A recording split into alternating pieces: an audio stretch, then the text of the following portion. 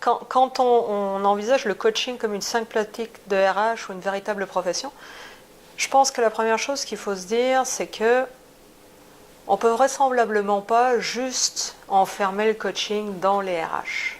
Faire ça, c'est l'enfermer dans un environnement clos, qui a des règles, qui a des normes, qui a des pratiques. Or, le coaching, c'est quelque chose d'exubérant.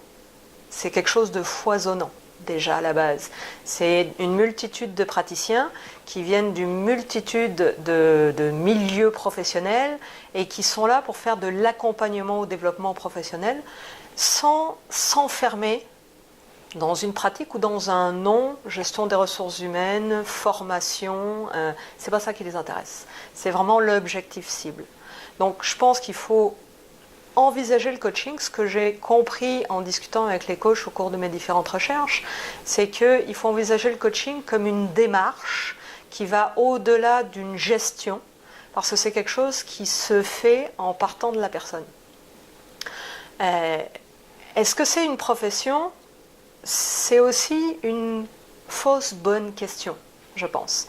Parce qu'on pourrait envisager les professions telles qu'elles sont définies dans la littérature, c'est-à-dire les enfermer dans un cadre de référence et de normes, et envisager que le coaching répond à un certain nombre de ces normes ou ne répond pas à d'autres, donc ne serait pas éligible à être une profession. Sauf que, à partir du moment où il y a une offre et une demande, il y a donc un échange qui se fait entre des personnes, il y a une pratique qui existe, il y a une pratique qui se développe, puis il y a un certain nombre de personnes qui sont intéressées à cette pratique.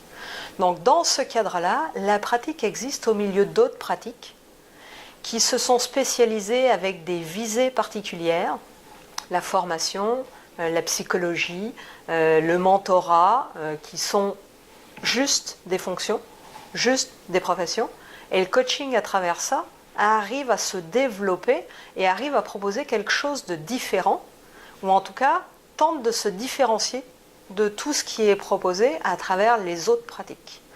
Donc, est-ce que c'est une profession ou est-ce que ça n'en est pas une ? Je pense que c'est une pratique professionnelle qui répond à un besoin actuel dans les organisations, qui rejoint un certain nombre de gestionnaires qui cherchent une nouvelle façon de rejoindre une nouvelle performance.